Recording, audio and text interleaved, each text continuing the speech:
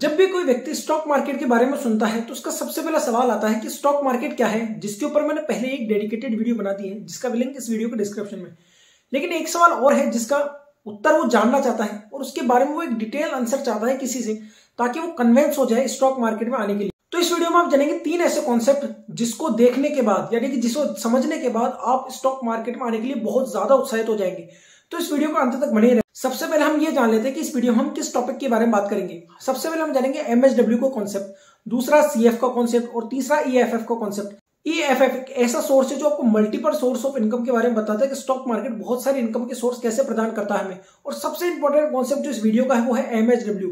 तो अगर आप इस वीडियो को पूरा नहीं भी देखते हैं तो भी आपको पहला कॉन्सेप्ट जरूर देखना चाहिए। तो अब इस वीडियो को शुरू करते हैं। नमस्कार दोस्तों, मैं हूं अमन प्रजापत। शुरू करते हैं इस वीडियो। हम सबसे पहले पॉइंट की बात करते हैं जिसका नाम है MHW। MHW की फुल फॉर्म है मनी हार्ड वर्क। अब इसके नाम से इस कॉन्सेप्ट को जज मत कीजिएगा, इसे एक एग्जांपल से समझिए। मान लीजिए कि कोई पर्सन ए है जिसकी सैलरी 1 लाख रुपए महीना है।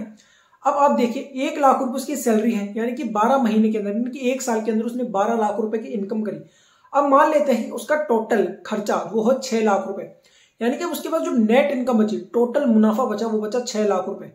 यानी कि उसने 300 दिन काम किए। मान लेते हैं कि वो 1 महीने के अंदर 25 दिन काम करता है, तो 300 दिन काम करके 6 लाख रुपए की इनकम उसने जनरेट करी।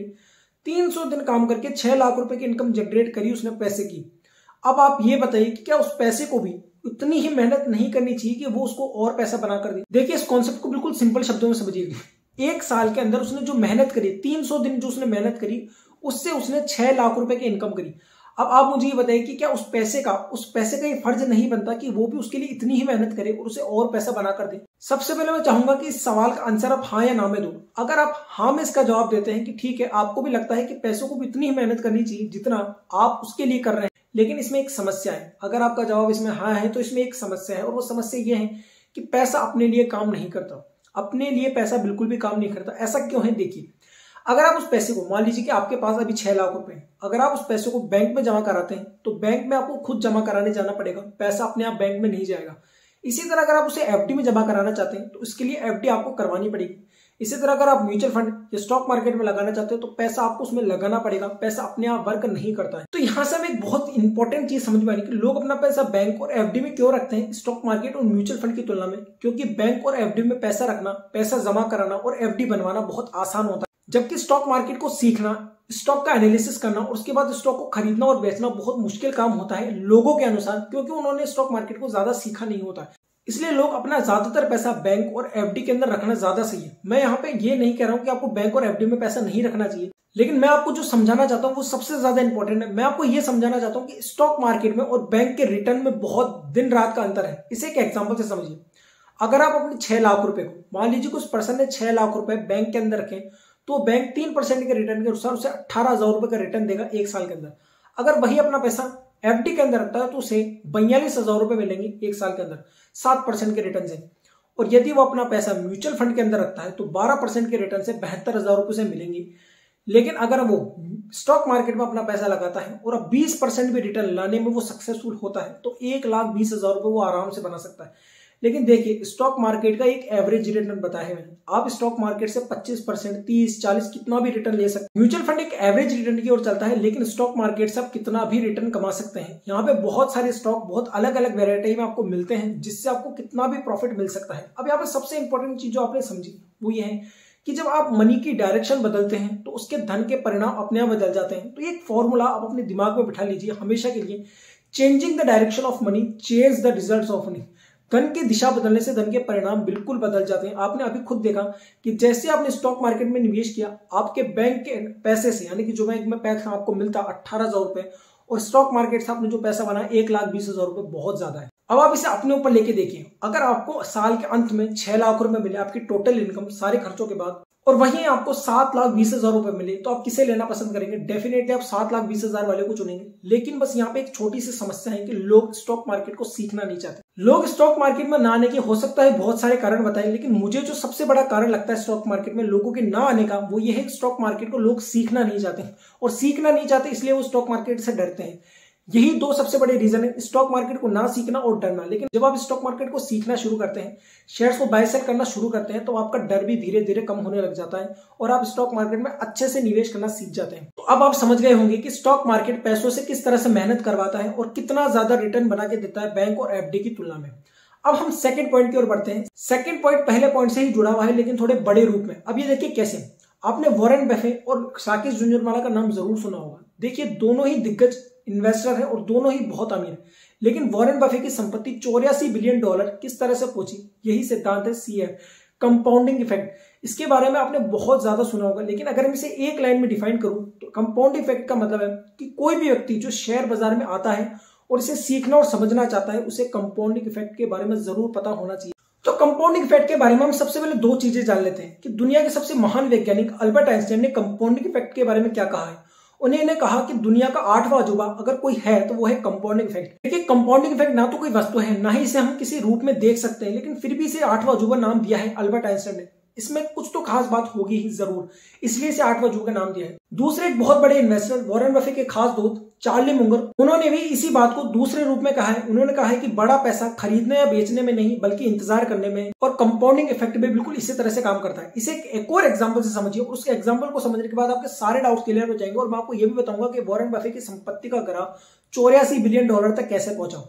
तो देखिए मान लीजिए कि कोई व्यक्ति अगर आपसे कहे कि मैं आपको 31 दिन के 30 करोड़ रुपए दूंगा, और वही आपको दूसरा व्यक्ति कहे कि मैं आपको 31 दिन तक हर दिन ₹1 देकर उसे डबल करता जाऊंगा, तो आप किसे ज्यादा लेना पसंद करेंगे। हो सकता है पहली बार में 30 करोड़ को चुन लें, लेकिन अगर आप पहले ₹1 को चुनते हैं तो वो 30वें दिन जाकर 53 करोड़ के आसपास हो जाएंगे। और सबसे इंपॉर्टेंट पॉइंट जो इस चीज का है, 31वें दिन जाकर वो 107 करोड़ रुपए में बदल जाएंगे।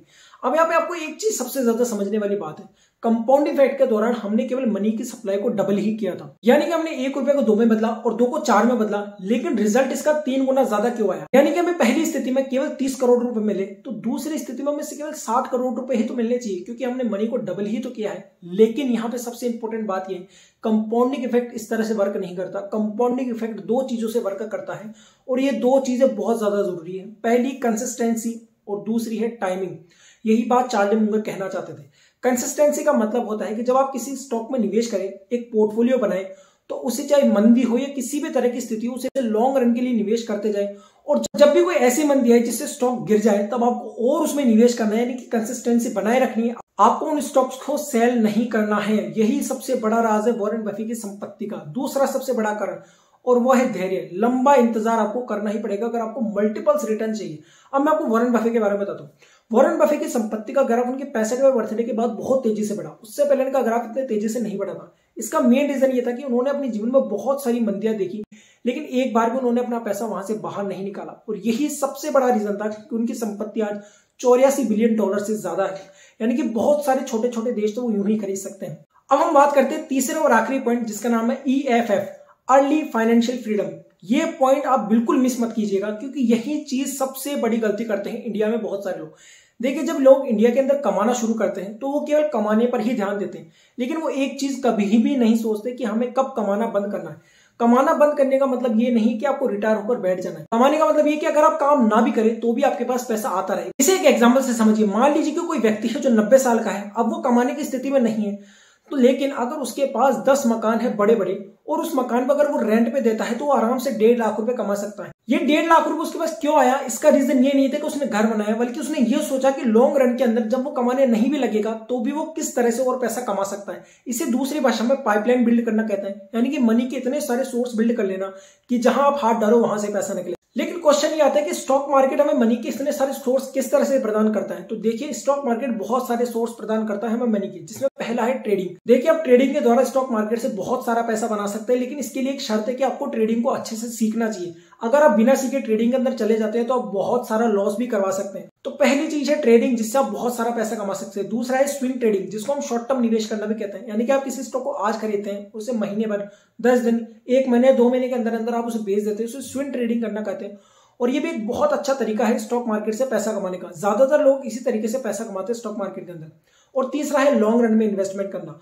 लॉन्ग रन में इन्वेस्टमेंट करने का मतलब मैंने आपको बता दिया, कंपाउंडिंग इफेक्ट वर्क करते ही आपकी संपत्ति मिलियंस के अंदर चल जाती है। इसका दूसरा एग्जांपल राकेश झुंझुनवाला है, जिन्होंने टाइटन कंपनी के शेयर 3-4 रुपए के आसपास खरीदे थे और आज उसकी कीमत बहुत ज्यादा हो चुकी है। स्टॉक मार्केट में अर्निंग का जो चौथा सोर्स है वो है डिविडेंड। डिविडेंड स्टॉक मार्केट में अर्निंग का एक ऐसा सोर्स है जो आपको लॉन्ग रन में बहुत सारा पैसा बना के दे सकता है। इसके सबसे बेस्ट एग्जांपल है वॉरेन बफेट। वॉरेन बफेट ने इस साल $5 मिलियन रुपए केवल डिविडेंड से कमाए हैं। तो आप सोच सकते हैं कि कितना सारा पैसा डिविडेंड से बना सकते हैं। अगर आप डिविडेंड के बारे में जानना चाहते हैं तो मुझे कमेंट में जरूर बताइएगा। इस वीडियो से आपने कुछ नया सीखा तो इस वीडियो को लाइक कीजिए, शेयर कीजिए और खासतौर पर उन लोगों को शेयर कीजिए जो स्टॉक मार्केट में आना नहीं चाहते हैं। मैं विश्वास दिलाता हूं इस वीडियो को देखने के बाद वो बहुत ज्यादा उत्साहित हो जाएंगे स्टॉक मार्केट में आने के लिए। और किस टॉपिक पर वीडियो देखना चाहते हो उसे कमेंट में जरूर बताइएगा। इसी तरह की इंटरेस्टिंग वीडियोस को और देखने के लिए इस चैनल को सब्सक्राइब कीजिए। Thank you so much.